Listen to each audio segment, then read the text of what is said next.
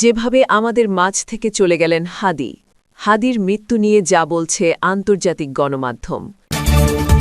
এবার এনসিপি নেতা হান্নান মাসুদকে হত্যার হুমকি, স্ক্রিনশট ভাইরাল, থানায় জিডি।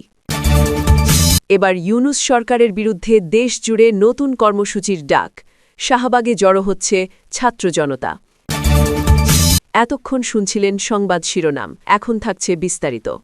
জুলাই বিপ্লবের অগ্রসেনানী ও ভারতীয় আধিপত্যবাদ বিরোধী বলিষ্ঠ কণ্ঠস্বর শরীফ ওসমান হাদি আর বেঁচে নেই।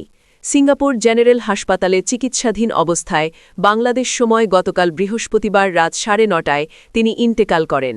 ইন্না লিল্লাহি ওয়া ইন্না ইলাইহি রাজিউন। তার বয়স ছিল 32 বছর। তার মৃত্যুতে শোকে স্তব্ধ পুরো বাংলাদেশ।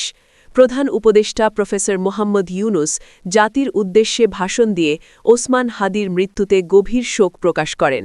তিনি আগামীকাল শনিবার রাষ্ট্রীয় শোক ঘোষণা করেন। এর আগে ওসমান হাদির সংগঠন ইনকিলাব মঞ্চের ফেসবুক পেজে মৃত্যুর খবর প্রচার করা হয়। ওসমান হাদির মৃত্যুর খবর ছড়িয়ে পড়লে রাতেই সারা দেশ বিক্ষোভে ফেটে পড়ে। পাবলিক বিশ্ববিদ্যালয়ের শিক্ষার্থীরা বিক্ষোভ মিছিল করে। ঢাকা বিশ্ববিদ্যালয়ের শিক্ষার্থীরা রাজু চত্বরে জড়ো হয়ে নানা ধরনের স্লোগান দিতে থাকে। শাহবাগ মোড়ে অবরোধ করে বিক্ষুব্ধ ছাত্র জনতা। রাজধানীর অন্যান্য সড়কেও বিক্ষোভ মিছিল ছড়িয়ে পড়ে। বিক্ষুব্ধ জনতা তুমি কে আমি কে হাদি জাহাঙ্গীরের গদিতে আগুন জ্বালাও একসাথে, লীগ ধর জেলে ভর সহ নানা স্লোগান দিতে দেখা যায়। রাতে কারওয়ান বাজারে প্রথম আলোর অফিস এবং ফার্ম গেটে ডেইলি স্টার ভবনে আক্রমণ ও ভাঙচুর করে বিক্ষুব্ধ জনতা। এ সময় বিভিন্ন সড়কে যান চলাচল বন্ধ হয়ে যায়। চট্টগ্রামে আওয়ামী লীগের সাবেক মন্ত্রী মুহিবুল হাসান চৌধুরী নওফলের বাড়ি ভাঙচুর করা হয়। এছাড়া ভারতীয় সহকারী হাইকমিশন কার্যালয়ের সামনে বিক্ষোভ করা হয়। ঢাকার বাইরে বিভিন্ন স্থানে আওয়ামী লীগের নেতাকর্মীদের বাড়িঘরে ভাঙচুর ও আগুন দেয় বিক্ষুব্ধ ছাত্র জনতা। ওসমান হাদির পরিবার ও সরকারের সূত্রে জানা গেছে, আজ সন্ধ্যা নাগাদ ওসমান হাদির লাশ দেশে আনা হবে। শনিবার বাদ জোহর ঢাকার মানিক মিয়া অ্যাভিনিউতে জানাজা অনুষ্ঠিত হবে। প্রথম জানাজা হবে সিঙ্গাপুরের দ্য অঙ্গোলিয়া মসজিদে। বিষয়টি জানিয়েছে ইনকিলাব মঞ্চ। তবে দাফন কোথায় হবে এটা এখনও নিশ্চিত হওয়া যায়নি। ঢাকাতেই তার দাফন হতে পারে বলে জানা গেছে। সরকারের তরফ থেকে আজ বাদ জুমা সারা দেশের সব মসজিদে হাদির আত্মার মাগফিরাত কামনা করে দোয়া ও বিশেষ মোনাজাতের ঘোষণা করা হয়েছে। এছাড়া অন্যান্য ধর্মীয় উপাসনালয়েও বিশেষ প্রার্থনা অনুষ্ঠিত হবে। সরকারের তরফ থেকে হাদির পরিবারের দায়িত্ব নেওয়ার ঘোষণা করা হয়েছে।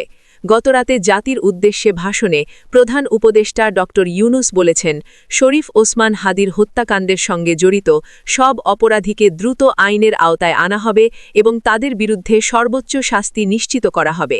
এ বিষয়ে কোনো ধরনের শৈথিল্য দেখানো হবে না।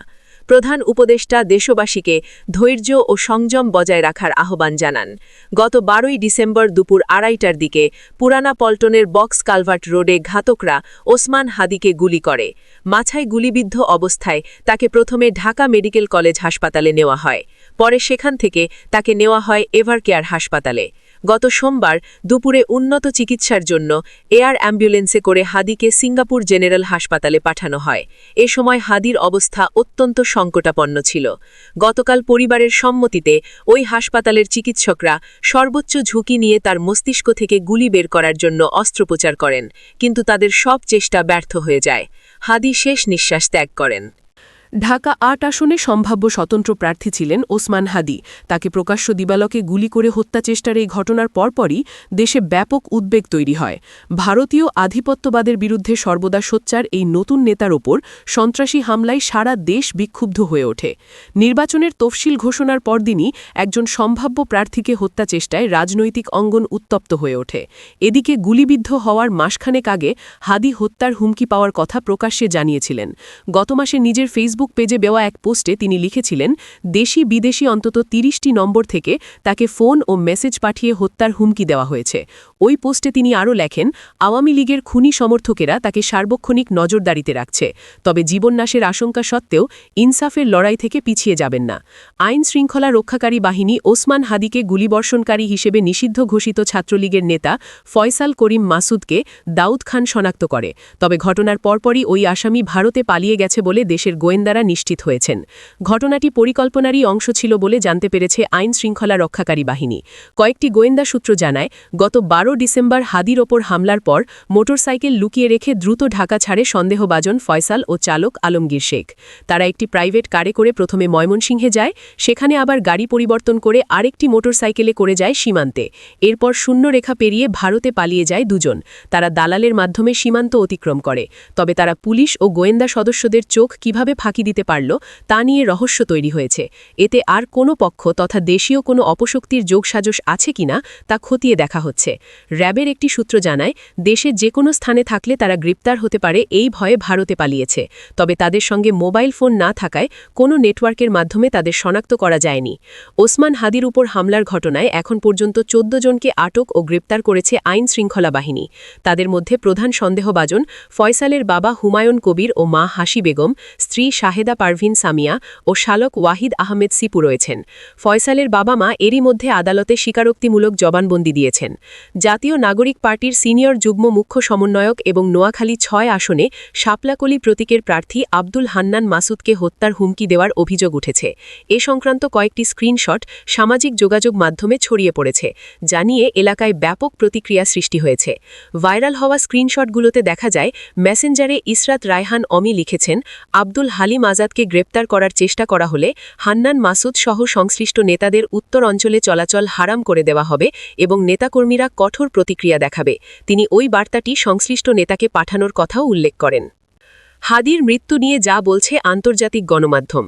জুলাই বিপ্লবের অগ্রসেনানী ও ভারতীয় আধিপত্যবাদ বিরোধী বলিষ্ঠ কণ্ঠস্বর শরীফ ওসমান হাদির মৃত্যু নিয়ে সংবাদ প্রকাশ করেছে আন্তর্জাতিক বিভিন্ন গণমাধ্যম। কাতার ভিত্তিক গণমাধ্যম আল জাজিরা তাদের শিরোনাম করেছে, বাংলাদেশের ছাত্র বিক্ষোভের নেতার সিঙ্গাপুর হাসপাতালে মৃত্যু। প্রতিবেদনে বলা হয়, চিকিৎসকরা সর্বোচ্চ চেষ্টা করলেও তাকে বাঁচানো সম্ভব হয়নি। এতে আরও বলা হয়, তার মৃত্যুতে রাজধানী ঢাকাসহ সারা দেশে বিক্ষুব্ধ সমর্থকেরা বিক্ষোভ প্রদর্শন করে।